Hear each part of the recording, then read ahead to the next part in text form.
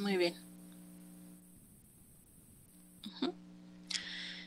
Eh, Muy bien. Bueno, buenas tardes nuevamente a todos y todas las y los compañeros que están presentes en esta presentación del libro, eh, de un libro, bueno, de mi autoría, que se titula Un Estado sin Dios, la relación clero, gobierno y sociedad en Michoacán durante la segunda mitad del siglo XIX. Me da mucho gusto contar con la presencia de, bueno, varios colegas, estudiantes, profesores de diversos lugares. En específico, bueno, los presentadores que aceptaron la invitación para presentar el libro, para comentarlo. Contamos con la presencia del doctor Francisco Javier Delgado Aguilar de la Universidad de Colima y del doctor Ismael González Hernández, recién egresado del doctorado en el Instituto Mora. Entonces, esta presentación, bueno, se va a organizar de la siguiente manera. Vamos a iniciar, bueno, con la intervención del doctor Javier Delgado y posteriormente con la participación del doctor Ismael Hernández para después, bueno, pasar a algunos comentarios de mi parte y después abriremos una sesión de comentarios, de preguntas por parte del público que nos ve a través de las redes sociales de Facebook en específico. Y bueno, antes de empezar, bueno, quiero agradecer de manera muy especial a las autoridades de la Facultad de Historia por la organización de esta presentación, por la organización de este evento, en primer lugar, y como ya abundaré cuando me toque intervenir más ampliamente por el apoyo que dieron en específico la dirección de la facultad, bueno, y los comités editoriales, etcétera, para la publicación de esta obra. Entonces, bienvenidos nuevamente todos. El doctor Eduardo Nomeli Mijangos está aquí con nosotros y también se encuentra por ahí la directora de la Facultad de Historia, algunos estudiantes, insisto, de posgrado y de licenciatura que tienen a bien acompañarnos. Bueno, pues entonces vamos a cederle la palabra al doctor Francisco Javier Delgado Aguilar. Muy bien, pues muchas gracias por la invitación, por permitirme estar presente de nuevo en los eventos de la Universidad Michoacana. Agradezco mucho a la doctora Cecilia y a todas las autoridades que hacen posible este evento. Voy a leer un texto que preparé para la presentación del libro de la doctora Cecilia. Pues agradezco la invitación para presentar el más reciente libro de la doctora Cecilia Bautista, titulado Un Estado sin Dios, la relación clero, gobierno y sociedad en Michoacán durante la segunda mitad del siglo XIX. Lejos estoy de ser un especialista en el tema de la relación Iglesia-Estado en México, y mucho menos me considero versado en la riqueza de la historia regional de Michoacán. A pesar de estas carencias, puedo decir que disfruté ampliamente la lectura del libro, tanto por su planteamiento novedoso como por su amplio despliegue de información y la forma amena y accesible en la que la autora construye el escenario y presenta a los actores del drama, sus argumentos, formas de acción y decisiones, que en conjunto definieron el complejo proceso de secularización de la sociedad mexicana durante la segunda mitad del siglo XIX. Estas cualidades convierten el libro que ahora presentamos en una obra de provechosa lectura no solo para los especialistas interesados en la relación Iglesia-Estado, sino para todos aquellos que quieran conocer aspectos tan variados de la historia de México, como la influencia de las leyes de reforma en la organización de las ciudades y el espacio público, la relación del clero con los vecinos de los pueblos y comunidades, e incluso el drama que acompañó a los motines urbanos y atentados cometidos contra protagonistas de la jerarquía católica. El punto de partida del libro es una valoración razonada y crítica de lo mucho que se ha escrito sobre el tema de la relación Iglesia-Estado en México durante el siglo XIX. En eso que los entendidos denominan estado del arte o de la cuestión, la doctora Cecilia presenta un balance amplio, conciso y completo de las perspectivas desde las que se ha abordado la historia de la Iglesia, y elige para su análisis la segunda mitad del siglo XIX en la región que ocupan actualmente el Estado y la Arquidiócesis de Michoacán. Esto le permite analizar los efectos de la implementación de la Constitución de 1857 y las leyes de reforma en la capital del Estado, pero también entre los habitantes y autoridades de los pueblos y comunidades, así como entre la clase política y la jerarquía de la Iglesia. Lo mismo obispos y gobernadores que humildes sacerdotes, jefes políticos y presidentes municipales. Lo anterior no significa que este sea, como quiere cierta costumbre entre los estudios históricos regionales, un estudio de caso más que abona al conocimiento de la relación Iglesia-Estado en México.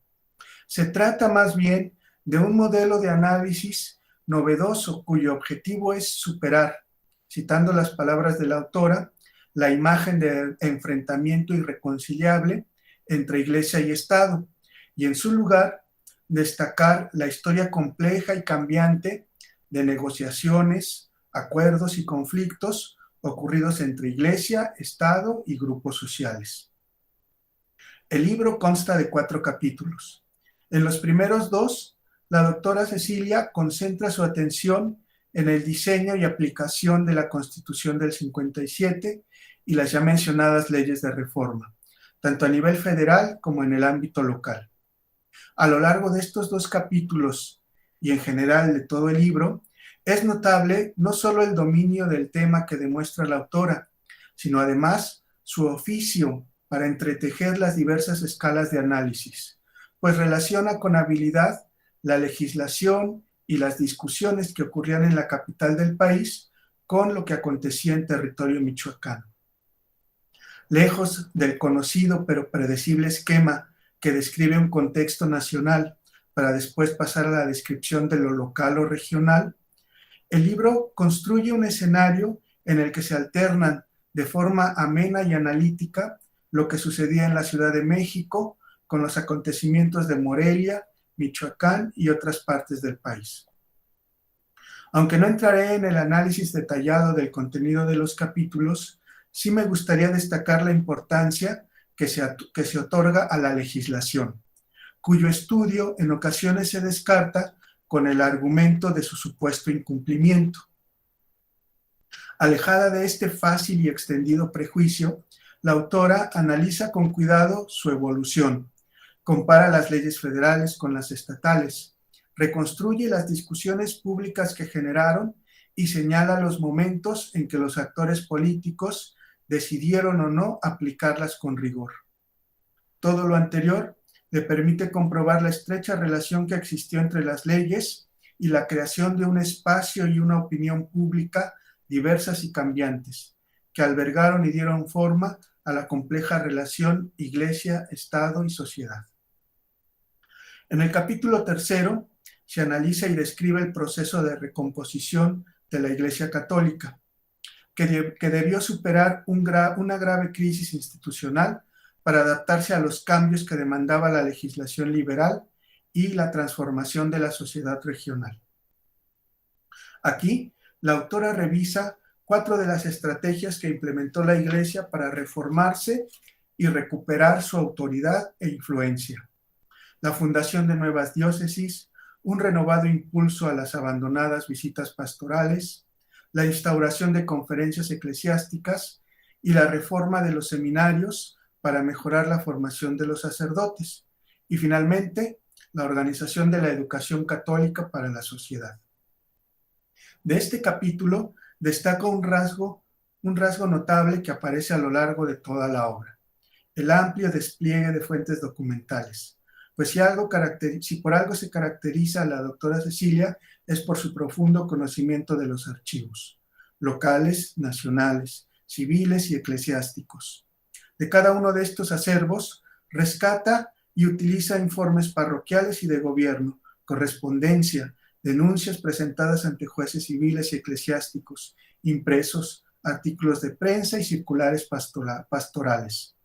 Con base en la información que proporcionan estas fuentes, reconstruye y entrega al lector un panorama amplio y rico en detalles significativos, no solo sobre los principales actores institucionales, la Iglesia y el Estado, sino también sobre individuos de diversos grupos sociales que se relacionaban con ambos, vecinos de comunidades, párrocos, trabajadores, campesinos e incluso vagabundos y desarraigados, como Pablo Rojas, que en junio de 1887 atentó contra la vida del obispo de Zamora, José María Cázares.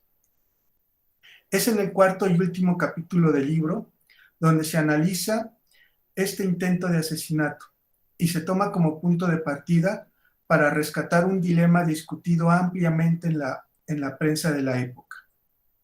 ¿Era el liberalismo un promotor del desorden y de la subversión contra el principio de autoridad?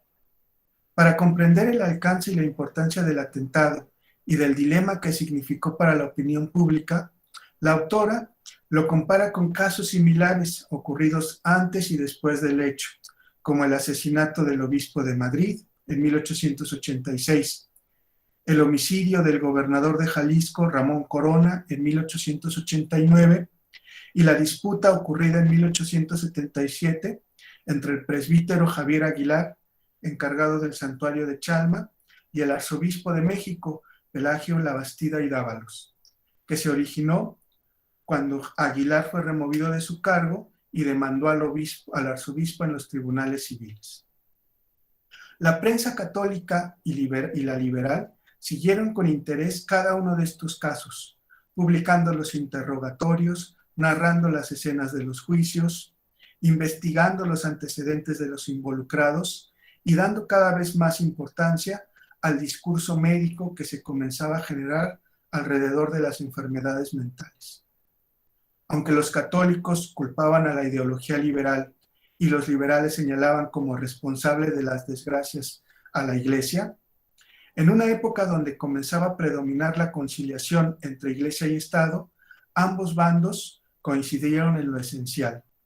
Lo que debía imperar era sobre todo el respeto a la autoridad, ya fuera civil o eclesiástica. Se cierra así la narración de la historia de las relaciones entre Iglesia, Estado y sociedad en Michoacán durante la segunda mitad del siglo XX. Más que un enfrentamiento irreconciliable entre la potestad del clero y la autoridad del incipiente Estado-Nación mexicano, la autora demuestra ampliamente que estamos ante un proceso histórico lleno de conflictos y acuerdos, negociaciones y resistencias, que poco a poco definieron el espacio público e imprimieron un sello particular a la secularización que experimentó México durante el siglo XIX. Esto es posible gracias a un planteamiento original, el conocimiento profundo de los archivos y una notoria habilidad narrativa.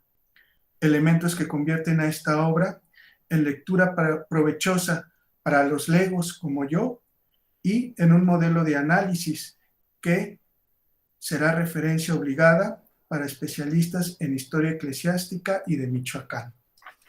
Por su atención, muchas gracias y felicidades. Muy bien, muchas gracias al doctor Francisco Javier Delgado de la Universidad de Colima por su atenta lectura de estos aspectos que, bueno, insisto, al final ya se podrán comentar por nuestro público asistente.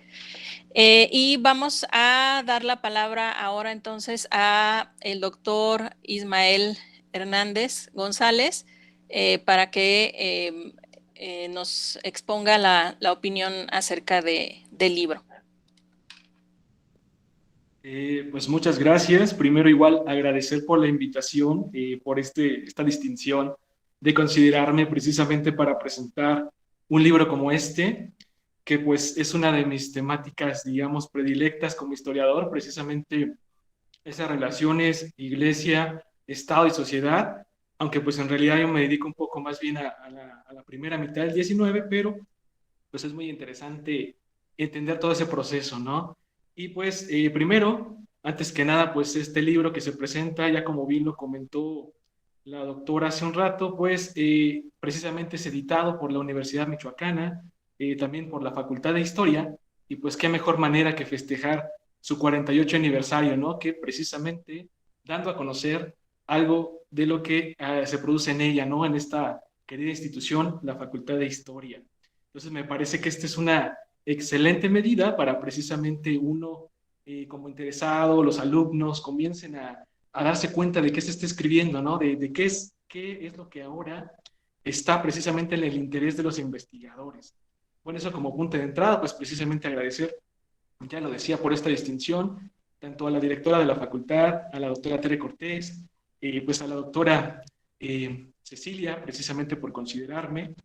Bien, ya entrando en materia, yo concuerdo con varias de las cosas que señaló el doctor Francisco Javier Delgado.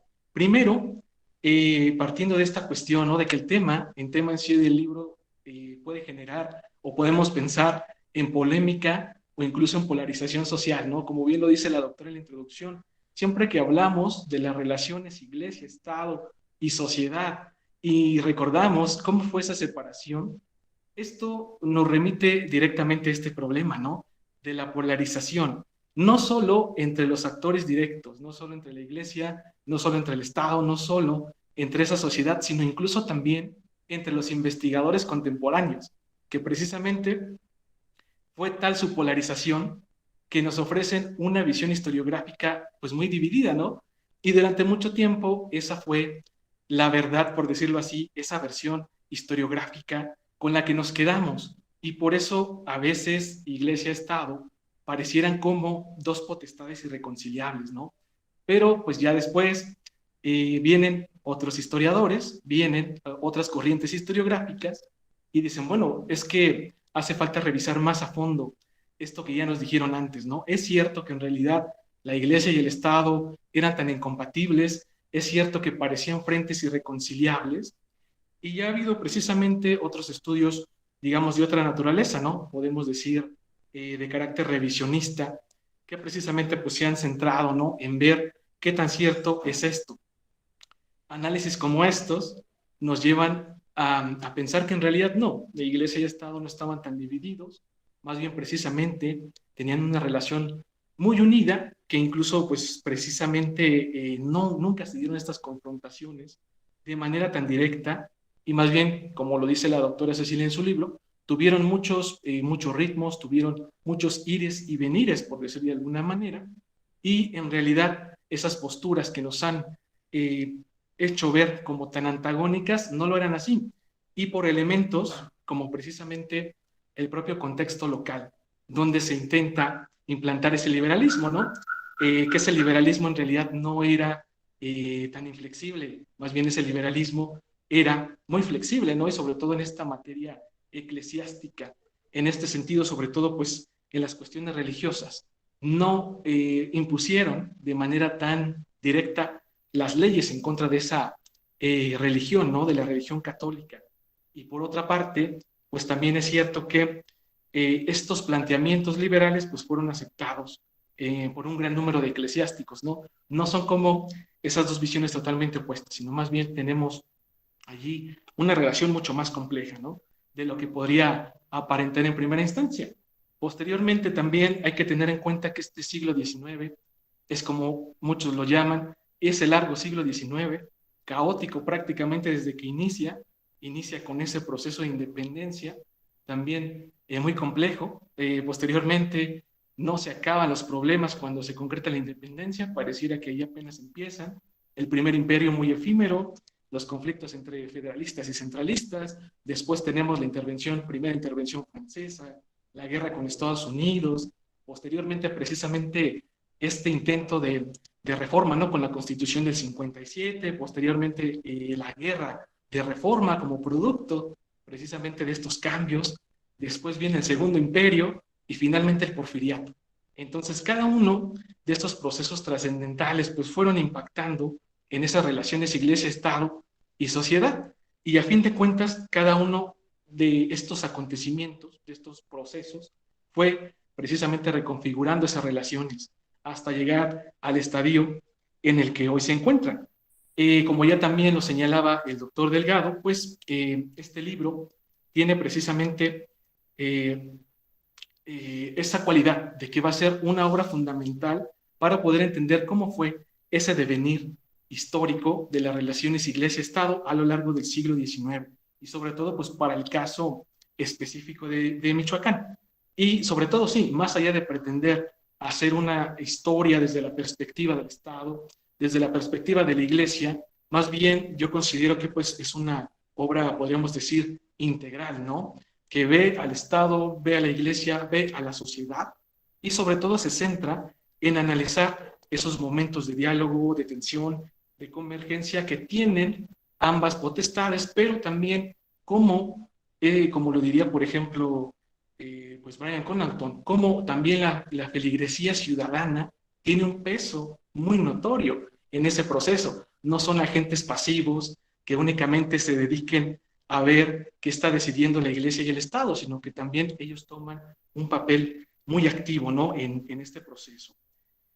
Bien, en este caso también, digamos, una novedad que tiene esta obra es precisamente su temporalidad, ya que no recurre a una cronología muy convencional, es decir, no nos va relatando qué pasa año por año, sino precisamente como lo dice la autora, como lo dice la doctora Bautista, ella tomó esta temporalidad más flexible, que está articulada por ciertos pasajes que podemos considerar clave en ese devenir de estas relaciones iglesia-estado y sociedad. Entonces, eso es otra de las cosas que se le pueden reconocer mucho precisamente a esta obra, ¿no? Y también pues nos va dando cuenta de esos ritmos, de las problemáticas que tienen, que van enfrentando esa, digamos, esa relación tripartita, ¿no? Cómo es que se tiene que volver a reconfigurar a partir de que pues triunfa el modelo liberal para el caso mexicano. Y yo creo que precisamente este análisis integral, es decir, este análisis completo del proceso, es lo que también le da ese sello distintivo a la obra y podemos considerarla como uno de sus principales aportes. Igual también como lo señalaba el doctor Delgado, pues se nota mucho en la obra que precisamente tiene una sólida referencia de fuentes de primera mano. Normalmente uno pensaría, bueno, desde esa perspectiva tradicional, pues solo hay que recurrir a los documentos eclesiásticos o solo hay que recurrir a los documentos civiles, pero yo creo que la doctora Cecilia tiene ese gran acierto de recurrir a la parte de la sociedad, ¿no? ¿Y dónde están vertiéndose esas opiniones de la sociedad? Pues precisamente en lo que se ha denominado como la opinión pública, ¿no? Precisamente los diarios, tanto los partidarios del liberalismo como los defensores de la Iglesia Católica, pues van a expresar sus posturas precisamente mediante los diarios. Entonces esto ya nos da esa visión un tanto más generalizada, ¿no? De este problema. Además también pues de este extenso corpus documental, pues también precisamente la bibliografía nos refleja precisamente el dominio de esas problemáticas y pues contiene esas referencias obligadas para poder entender precisamente ese proceso, ¿no? De cambio que se da en Michoacán durante la segunda mitad del siglo XIX. Entonces, en términos generales, es una obra muy redonda, ¿no? Que tiene ese sustento documental, tiene ese sustento bibliográfico y que además pues va planteando este problema de manera muy, muy interesante y podríamos decir un poco fuera de lo común, ¿no? Por su temporalidad flexible, por este enfoque precisamente que intenta darnos cuenta de las perspectivas de todos los involucrados en ese proceso. Y también es cierto, concuerdo con el doctor Delgado, que cuando uno está leyendo el libro, la lectura es muy fácil. Entonces, a pesar de que las problemáticas que trata no son sencillas, sino que son muy complejas y llenas de matices, el hecho de que la lectura sea ágil nos lleva por esas problemáticas sin atorarnos, ¿no? Sin ser, digamos, una escritura que le dé muchas vueltas a la situación. Las aborda de manera muy sistemática y muy puntual. Eso ayuda mucho a comprender precisamente estas problemáticas.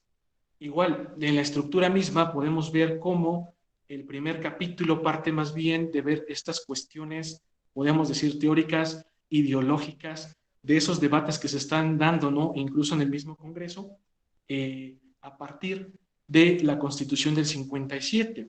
Cómo esos ajustes, por ejemplo, de las garantías individuales, teniendo, pues, entre otras, el derecho a la propiedad, a la libertad, sobre todo de expresión y sobre todo a la libertad de creencias, tienen que reformular esas relaciones cotidianas iglesia-estado, ¿no? Digamos, ese es el punto de partida de la autora y es lo que se aborda en este primer capítulo, cómo precisamente este cambio pues es trascendental. A partir de allí se tiene que volver a reconfigurar estas relaciones porque precisamente ya la soberanía del Estado no radica en la religión, sino en estos derechos individuales, ¿no? Digamos, este es el punto de partida que hace que todo se reformule. Obviamente, por lo que comentaba, que este es un siglo caótico, de múltiples cambios, pues este primer acercamiento, digamos, a poner en marcha estas leyes de reforma, pues no se da.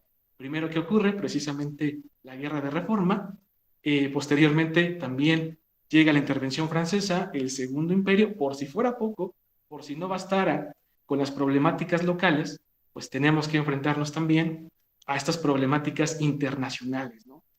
Ya en el segundo momento, que es precisamente ya cuando se intenta de nueva cuenta volver a echar a andar estos postulados reformistas, también pues la autora puede notar que existen dos coyunturas, ¿no? O dos momentos. Precisamente el primero es ya esas reformas constitucionales del 59 y el 60, y a partir de aquí es cuando comienza a verse de manera más clara esa intervención de las autoridades civiles locales, que como bien lo dice la autora, pues eso es lo que caracteriza precisamente el caso particular de Michoacán, que estas autoridades civiles reinterpretaron esas leyes, digamos, dependiendo de las exigencias de su contexto, las fueron moldeando, y aquí es donde resalta uno de esos aportes principales, ¿no? Que pues ese liberalismo, como se nos había hecho creer o se nos había presentado en algún momento, no era tan radical. Más bien siempre estaba negociando, precisamente porque era consciente del peso que tenía la religión en esa vida cotidiana y de lo arraigada, que estaba la religión precisamente en la sociedad. Era algo que no se podía cortar de tajo, ¿no? De nueva cuenta este concepto que utiliza Brian Conanton, los feligreses ciudadanos. El hecho de que un ciudadano fuera partidario del liberalismo no necesariamente lo hacía renunciar a su fe. Es aquí donde está lo complicado del asunto, ¿no? Eso, digamos, sería el primer momento. Bueno, y el otro momento que distingue también la autora es ya un proceso un poco más largo, ¿no? Por decirlo así, que incluso pues va más allá, va desde el 61 hasta el 69 en una primera instancia, y pues posteriormente se extenderá hasta los últimos años de la década de 1880. Aquí está la parte interesante, ¿no? Ya de cómo precisamente se adecúa estas nuevas normas por ese gobierno civil local, pero también cómo en este sentido la Iglesia tiene que utilizar ciertas tácticas y estrategias para lograr paliar, ¿no? Digamos, esos ataques directos que se hacen contra la Iglesia misma. Por algún ejemplo, pues cuando se abolen los fueros eclesiásticos, cuando se comienza precisamente a nacionalizar estos bienes eclesiásticos que se decía estaban en manos muertas, por ejemplo, ¿no? Esto va a impactar precisamente en elementos como el que ya señalaba el doctor Delgado, esa reconfiguración del espacio público, que también nosotros pensaríamos en esa versión tradicional de la historiografía que pues el Estado pretendía volver todo laico, ¿no? Todo ese espacio público, cuando en realidad era lo contrario. el Estado no quería que los credos religiosos se retiraran de ese espacio, sino más bien simplemente hacerlo diverso. Obviamente por estos intereses que estaban detrás, ¿no? Intentar invitar a extranjeros a que vinieran al país para, se supone, echar a andar esa industria, iba un poco por esa parte, ¿no? Intentar dar más libertad a estos extranjeros que pues profesaban otro culto religioso. Un ejemplo de esto que nos presenta la autora es precisamente el motín de Morelia de 1871, un acontecimiento que parecía muy local y que terminó involucrando a las autoridades civiles, locales, estatales e incluso federales, y fue un hecho que trascendió más allá de lo que se podría pensar, ¿no? Sobre todo teniendo en cuenta aquí el peso que precisamente tenía la feligresía en la decisión de las autoridades civiles, ¿no? Y también, obviamente, en la de las autoridades eclesiásticas. Incluso, pues también esta, digamos, resistencia de la feligresía se sigue manteniendo vigente, incluso también, como lo comenta la doctora Cecilia, pues a veces se manifiestan ciertas rebeliones, ¿no? Como es el caso precisamente del movimiento religionero, este movimiento que pues también se extiende prácticamente hasta la década de 1880, y finalmente también cuando se intenta, digamos, reformular esas partes de las prácticas cotidianas, es cuando también se toma, digamos, la feligresía se lo toma personal, ¿no? Podríamos decir así. Un ejemplo de esto es que precisamente, pues, el sacramento ya no se podía exhibir de manera libre, ¿no? Por las calles. Esto es algo interesante si consideramos que antes era una práctica cotidiana, ¿no? Que se sacara, por ejemplo, el Santo Sacramento de cualquier iglesia para llevarla a la casa de algún enfermo. Entonces, que ahora la autoridad civil diga ya no se puede exhibir de manera pública al Santo Sacramento en la calle, pues es algo que va a causar cierto revuelo también, ¿no? En términos, digámoslo, prácticos. Bien, eso, digamos, en términos generales.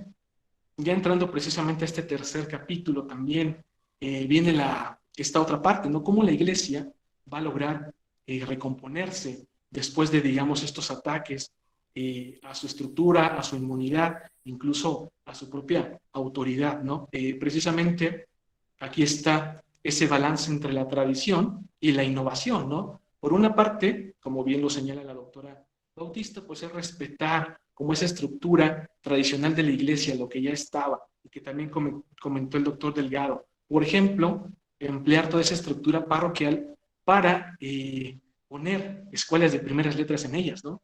Y así seguir teniendo, perdón, influencia en la sociedad católica. Bien, y por la otra parte, pues esa innovación. Esto también nos lleva a cuestionar esas posturas un tanto tradicionales de que pues la iglesia estaba como muy reacia al cambio, ¿no? Que la iglesia era el sector reaccionario, cuando en realidad no. Sabemos que, por ejemplo, lo que también ya comentaba, parte de lo que comentaba el doctor Delgado, como precisamente los seminarios son de nueva cuenta reformados, reestructurados, sobre todo para estar al día con las problemáticas que se atendían e incluso con la ciencia, ¿no? Esto nos habla de que la iglesia no era esa institución muy reacia al cambio, sino todo lo contrario. Incluso pues sabemos que ya estas reformas terminan por separar iglesia-estado, pero pues esto no pone fin a las problemáticas, sino pareciera que también se agrava, ¿no? Se agrava esa problemática misma. Y aquí vemos también cómo otro elemento central que utilizó la propia Iglesia Católica, tanto mexicana como michoacana, es precisamente recurrir al asociacionismo católico, que es precisamente esto lo que le va a dar mucha fuerza a la Iglesia mexicana y michoacana, sin precisamente transgredir las normas reformistas, ¿no?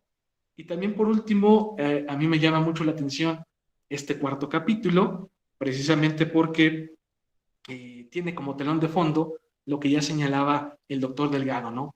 En realidad, estas reformas liberales estaban incitando a los feligreses y a los ciudadanos a que desobedecieran de manera directa a la autoridad, tanto civil como eclesiástica, y por el otro lado, la iglesia era la única institución que podía garantizar ese orden que anteriormente ese orden y legitimidad que anteriormente había dado al poder civil, al ser ella la creadora de ciudadanos y feligreses obedientes, por decirlo de alguna manera, eso sería como algo que nos deja pensando, ¿no? Como cada uno de los dos lados, pues en realidad va a exhibir mucho sus puntos de vista, ¿no? Y finalmente, pues también, bueno, lo que ya comentaba el doctor Delgado, como mediante casos puntuales, como este atentado al arzobispo de Zamora, se comienza a entrar en juego precisamente cómo es que se resuelven esos crímenes. Algo que me llama mucho la atención es que precisamente cada vez más la medicina va teniendo más injerencia en el fallo de estos casos, ¿no? Para este caso en concreto, el de Rojas, este eclesiástico de órdenes menores que agrede al arzobispo de Zamora, pues se decía que en realidad tenía algún trastorno mental, ¿no? Y eso es algo interesante, cómo en realidad esta parte de la psiquiatría cada vez va estando más presente en esos fallos judiciales, ¿no? También al mismo tiempo se deja muy en claro cómo se divide ya de manera más clara la autoridad civil de la eclesiástica, cuando precisamente hay algunos curas que se quejan, ¿no? De sus superiores, del maltrato, y dicen las autoridades civiles que pues en realidad ellos ya no pueden interferir en las cuestiones que son exclusivas de la iglesia, que por eso se tiene que arreglar esto mediante los superiores. Bien, en este sentido también es interesante esta última parte, ¿no? Cómo, digámoslo así, pareciera que quienes se vieron más afectados con estos cambios, cuando ahora también estos crímenes se llevan ante la justicia civil, pues pareciera que los más afectados son los curas de a pie, ¿no? Esos curas párrocos. ¿Por qué? Porque precisamente los casos que nos logra mostrar la doctora Cecilia, cuando alguna autoridad, digamos, de la jerarquía, acude ante los tribunales civiles, pues resulta que incluso los propios jueces pues secundan su fallo, ¿no? Y dicen, sí, en realidad él tiene la razón y nosotros como autoridad civil ya no podemos interferir en eso que antes sí interferíamos. Pero cuando nos encontramos con los casos de abajo, de estos curas que van a denunciar a sus superiores, pues ellos se ven afectados. E incluso también, pues estos curas de a pie tuvieron que lidiar con las demandas de los propios feligreses, con las demandas de ese gobierno eclesiástico y también con las de la autoridad civil. Entonces pareciera que ellos son, digamos, ¿no? Los más perjudicados, ¿no? Y pues ya para terminar precisamente, pues de nueva cuenta reiterar que pues este libro nos ofrece un panorama muy amplio precisamente de esas relaciones iglesia, Estado y sociedad a lo largo sobre todo pues de ese proceso de reconfiguración propiciado por el auge de este liberalismo mexicano, pero también nos ofrece un acercamiento a las múltiples lecturas y perspectivas que se tuvieron de un mismo acontecimiento. Y pues por último no me queda más que pues hacerles una cordial invitación a que lo lean, pues sobre todo si están interesados en estos temas, porque en realidad yo considero que esta es una referencia necesaria para poder entender ese proceso de separación iglesia-estado en México y pues particularmente en Michoacán, así como las múltiples configuraciones que surgieron después por la citada separación. Y pues muchas gracias de nueva cuenta. Muchas gracias, Ismael, por los comentarios. Insisto, para bueno, quienes nos escuchan o quienes están presentes en la sesión, bueno, al final vamos a dejar un espacio, no al final, sino en breve dejaremos un espacio para la intervención de alguno de ustedes, algunas preguntas o comentarios que tengan que hacer. Bueno, en este caso yo me voy a ceder la palabra para comentar algunos aspectos a partir de la amable lectura que han hecho y de la muy puntual lectura que han hecho los dos presentadores. Nuevamente les agradezco la lectura y la disposición que tuvieron para realizar esta presentación en el marco de esta celebración que tenemos en nuestra institución, en la Facultad de Historia, del 48 aniversario. Bueno, pues en efecto, como han mencionado ustedes, como han mencionado ya, digamos, la preocupación que atraviesa la investigación está plasmada en el título, que es este título que intenta o parte de una pregunta que cuestiona los planteamientos de la historiografía, aquellos planteamientos que han mostrado en efecto una postura irreconciliable a partir del ascenso del liberalismo en la segunda mitad del siglo XIX en México. Esta propuesta intenta también rescatar la experiencia que se vive en una jurisdicción eclesiástica, donde conviven una jurisdicción eclesiástica y una jurisdicción civil, y también intenta plantear e indagar a partir de esta pregunta en la interacción, como ya ustedes mencionaron, en una interacción que no sea una perspectiva de uno de estos protagonistas, sino es una perspectiva aislada, sino una perspectiva que integra a los distintos protagonistas de esta historia, lo cual en efecto pues resulta un poco complejo, pero a la vez me parece que esa interacción nos permitía abrir quizá nuevas respuestas o unas nuevas reflexiones a estas posiciones irreconciliables que siguen todavía vigentes.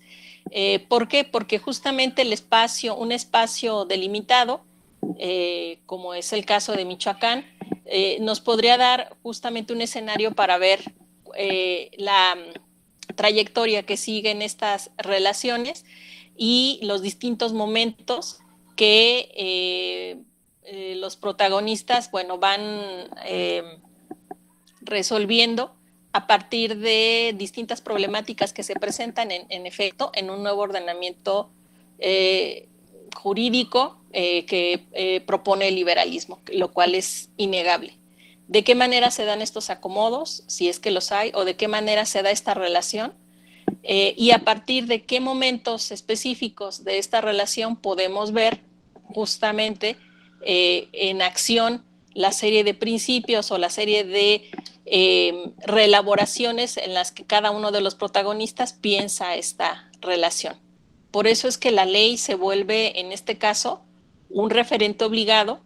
Digamos, es algo que yo ya he trabajado, o sea, me interesa no solamente decir o destacar la relación a partir de lo que dice la ley, sino finalmente cómo es que opera cada uno de estos protagonistas en ese contexto legal y cómo resuelven esta serie de problemas que todos sabemos o conocemos, bueno, la parte que tiene que ver con las leyes de reforma o la posterior constitucionalización de las mismas en la década de 1870, pero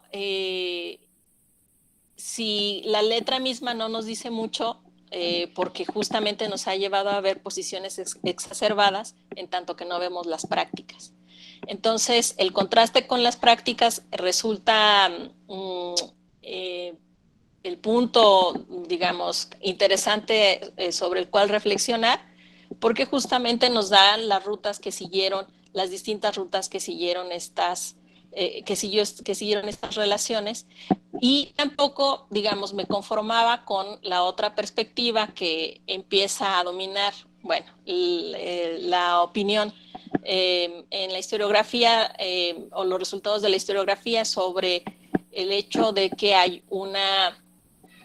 después de la reforma liberal y de la radicalización del Estado de la Iglesia, entrado el porfiriato, hay una letra muerta por parte de la ley. Entonces son posiciones muy polares que finalmente no nos dicen mucho justamente de este proceso y del día a día y en efecto de las circunstancias que enfrentaron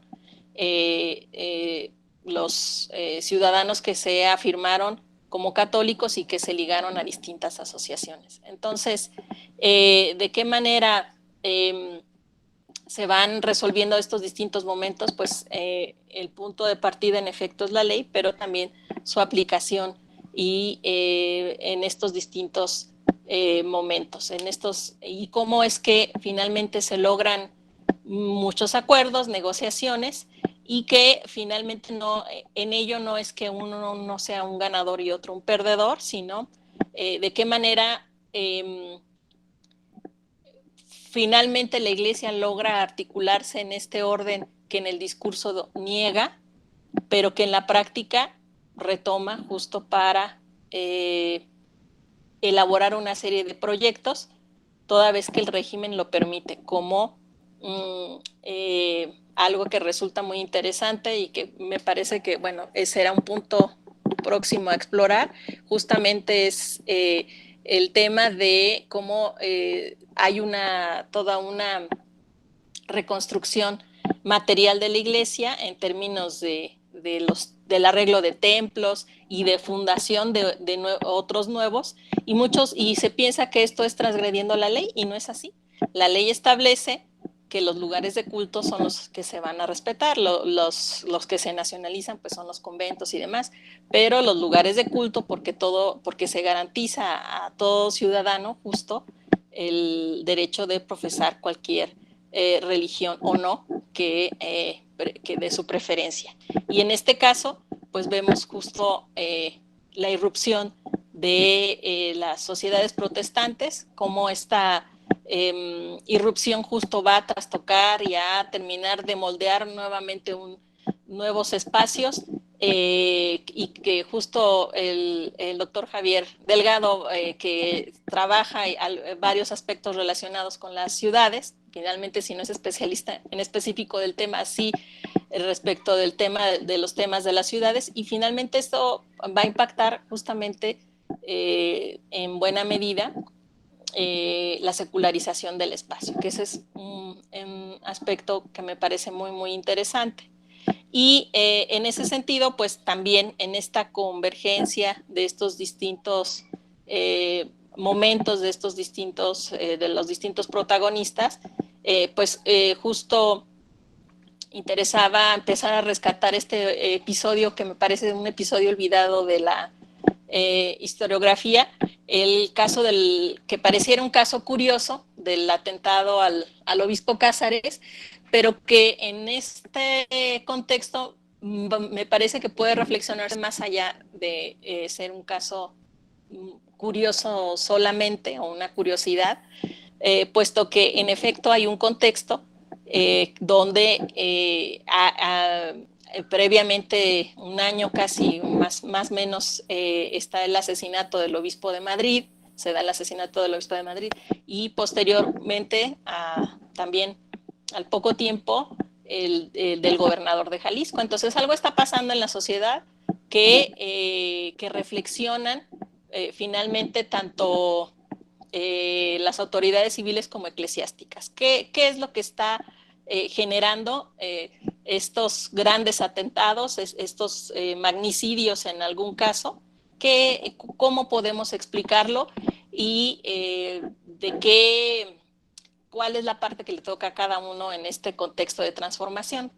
Entonces, por ello me pareció interesante enfocarlo justamente en esta reflexión y en el hecho de que, en efecto, este personaje que está vinculado al clero, quien atentó contra el obispo, pues finalmente está inserto, o sea, dentro de estos grupos clericales de sacerdotes que en un contexto, digamos, si vemos estas trayectorias como un proceso, pues vemos que en momentos, en coyunturas de conflictividad,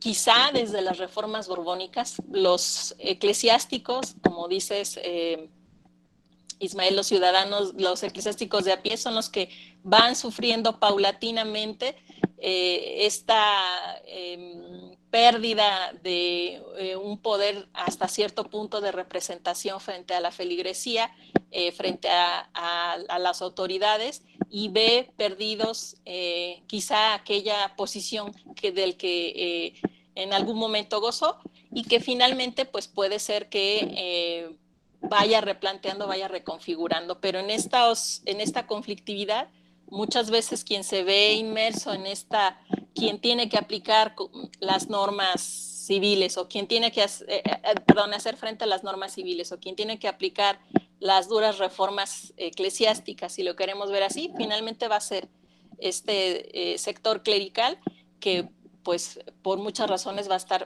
en algunos momentos en una posición de verse enfrentado a la sociedad y pues motivar y que esto motive nuevos enfrentamientos con las comunidades, ¿no? Entonces, eso también me resulta un tema interesante. Debo señalar de todo esto que, pues bueno, este trabajo es como, bueno, muchos trabajos ya de colegas, pues es hijo de la pandemia en muchos sentidos y que, bueno, como era un tema que me interesaba, pues en varios momentos afortunadamente había estado recopilando información sobre este tema y que bueno, pues eso de que, ay, en algún momento lo voy a trabajar, en algún momento, esto está interesante porque sí se relaciona con algo que yo ya había planteado en algún momento que quería trabajar y pues bueno, de esa manera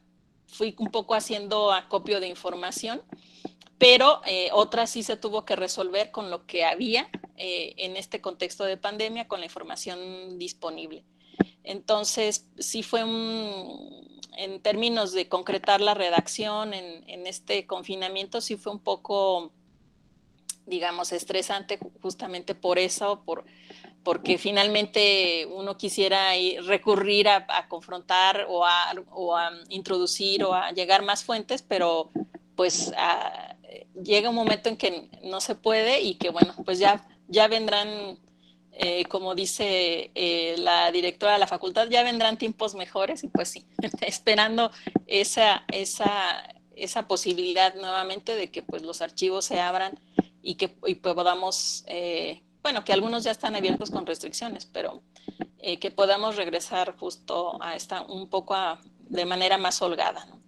Entonces, bueno, en este sentido, quiero agradecer además el apoyo institucional de la facultad justamente para, en este contexto, lograr la publicación del libro, en específico a la doctora Teresa Cortés, que ha estado muy, bueno, estuvo muy al pendiente, muy atenta de que esta, bueno, no solo la mía, sino quien de los colegas, la producción de los colegas que tuviera que darse en este contexto, pues se realizara pues con todo el apoyo que podía dar la institución. Y bueno, en ese sentido, pues fue una tranquilidad importante en este contexto, ¿no? Entonces, bueno, quiero, bueno, también comentar por lo mismo, bueno, este texto se va a subir, va a ser un texto de descarga gratuita y va a estar disponible en la página de la facultad para quien, bueno, guste adquirirlo y bajarlo de la página de la facultad.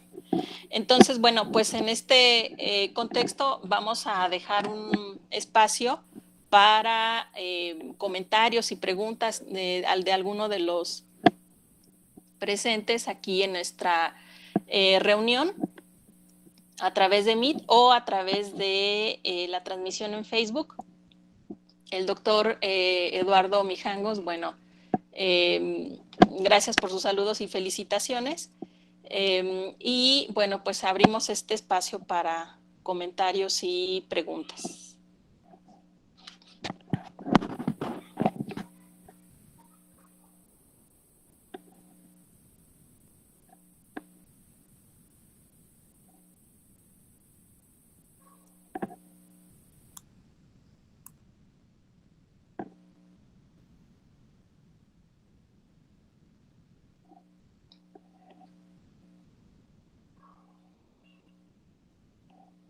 ¿Alguno de los presentes si quiere comentar algo?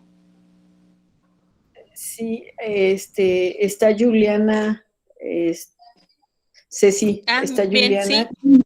Juliana, te escuchamos. Y después sí, doctora. Ajá. Ay, gracias. Déjame poner aquí mi camarita para ver si todos se acuerdan de mí. Claro que sí, Juliana. Buenas tardes. Qué gusto tenerte aquí en la reunión. Tardes. Sí, pues un gusto verla a usted, escucharla de nuevo. temas que creo que usted sabe muy bien que es una de las etapas que yo trabajé durante mi tesina. Entonces, pues me emocionó en cuanto ahorita estaba viendo las redes sociales, dije, tengo que estar porque es algo muy importante para mí y pues para seguir pues llenándome de más, un poco más de conocimiento de esto, porque creo que no solamente con el hecho de estudiar una parte, de, de lo que fueron, por ejemplo, en mi caso, las cofradías a mediados del siglo XIX, y trato de la reforma liberal y todo este pues, contraste que hay con lo que es el Estado, Iglesia, y hay más todavía. Ahora sí que, como usted dice, ahorita con lo de la pandemia, creo que todo se complica un poco para poder indagar y poder buscar un poco más de información, pero creo que lo logró, lo hizo y me encantó. Créeme que voy a descargar el libro, voy a tratar de volverme a llenarme de todo esto, porque a veces ahorita, pues por cosas de trabajo, sí te separas un poquito de lo que viene siendo la investigación, pero aún así creo que con este tipo de proyectos como el de usted, pues volvemos a retomar como esa mano para poder seguir pues investigando y sabiendo y llenándonos un poquito más de todo eso. La verdad me da mucho gusto escuchar la maestra, escuchar los comentarios, por ejemplo, en Francisco respecto a lo que es el libro, pues bien vago, o sea, realmente me encanta saber todo esto, ver por ejemplo ahorita a la maestra María Teresa, también un gusto por aquí verla, al maestro Jorge, que en un momento fue mi maestro también, y pues es muy bonito como que de repente volver a retomar esta parte de la investigación, y pues es muy bonito, maestra, la verdad, muchísimas felicidades, y pues un gusto escucharlos y verlos. Muy bien, Juliana, muchas gracias a ti por tu presencia y por visitarnos en todos los eventos aquí en la facultad. Bueno, siempre vas a pertenecer a esa comunidad como todos nosotros, y también gracias a los profesores. En efecto, entró el maestro Jorge Silva, los profesores asistentes también. Bueno, por lo pronto le damos también la palabra a la directora, a la doctora Teresa Cortés. Muchas gracias. Pues yo más que nada agradecer a los profesores que te han comentado, al doctor Francisco Delgado, a Ismael Hernández. Creo que han sido comentarios muy reflexivos y que nos dan un panorama del contenido que tiene el trabajo que has realizado en este libro, doctora Cecilia. Y pues me imagino que los estudiantes estarán ansiosos de llegar a la lectura de tu trabajo. Ojalá que lo podamos subir ya lo más pronto posible a las plataformas y a el espacio web de la Facultad de Historia para que se pueda consultar. Felicitarte, doctora, porque realmente en estos tiempos en que fueron muy aciagos los momentos que pasamos, pues que haya salido esta flor, ¿no? Que es la reproducción de un trabajo, de un libro, de una investigación. Y es muy interesante. Ayer platicábamos con el doctor Antonio García de León y él nos daba la conferencia sobre cómo fue haciendo una serie de publicaciones y cómo esta serie de publicaciones son hijos de una investigación mucho más amplia que ha desarrollado a lo largo de un periodo pues de más de 10 años, yo diría que de 20, porque él se fue realmente midiendo el tiempo muy restringido y creo que tiene algo que ver con eso. Entonces, mi pregunta iba en relación a eso, Ceci, si también es por los comentarios que hacían los profesores de las fuentes y la cantidad de fuentes y de información, si es parte y resultado de las búsquedas que hiciste en archivos, pues no sé si para tu tesis doctoral o una investigación de más largo aliento, y que este es uno de los resultados o de los tantos resultados que tendrás en los próximos años. Eso sería de mi parte. Muchas gracias. Muy bien. Bueno, pues muchas gracias por la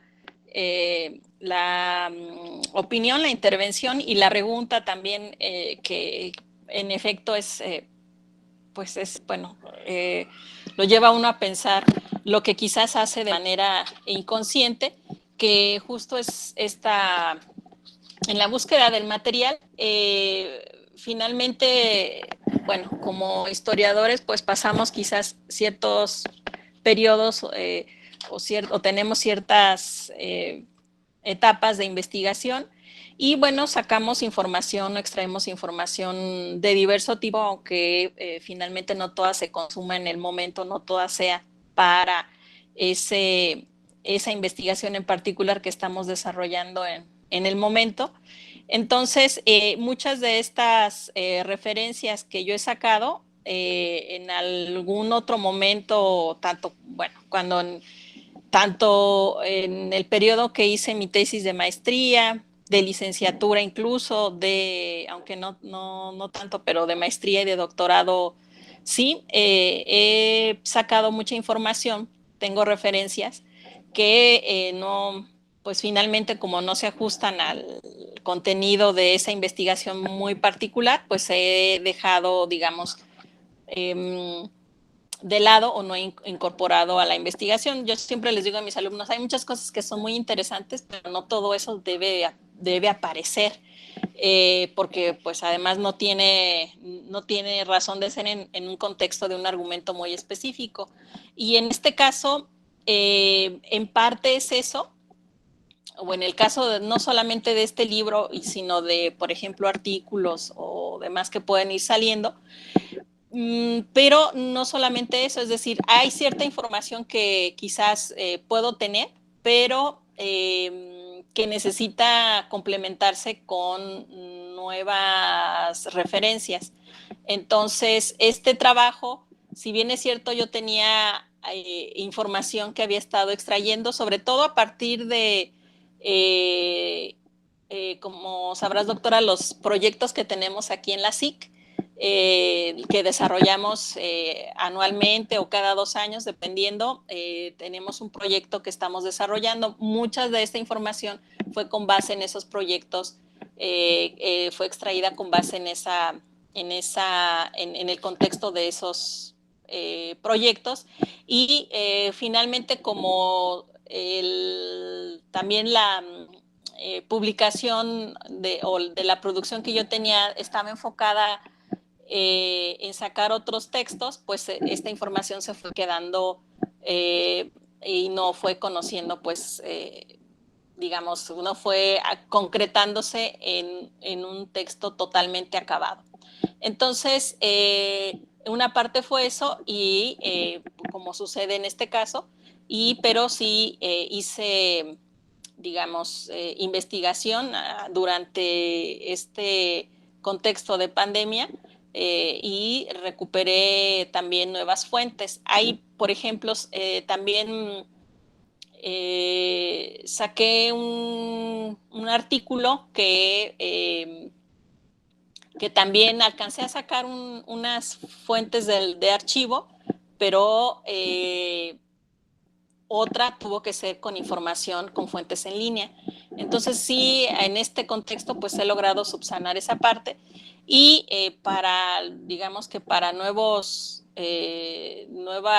textos que ya o nuevos proyectos que estamos, bueno, que estoy planteando que me interesa revisar, una parte la he podido conseguir, una parte la tengo, y otra parte está todavía en que hay que ir por ella a consulta en archivo. Entonces, sí forma parte, lo que sí me parece es que sí forma parte de preocupaciones que tengo y que he planteado para distintos momentos, gran parte de mis preocupaciones, sobre todo lo que tiene que ver con esta relación Estado-Iglesia.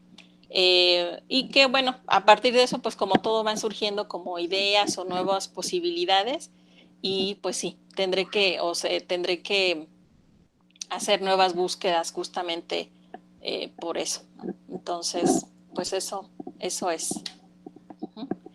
Muchas gracias. Entonces, no sé si alguien más tenga algún comentario, alguna pregunta, sugerencia.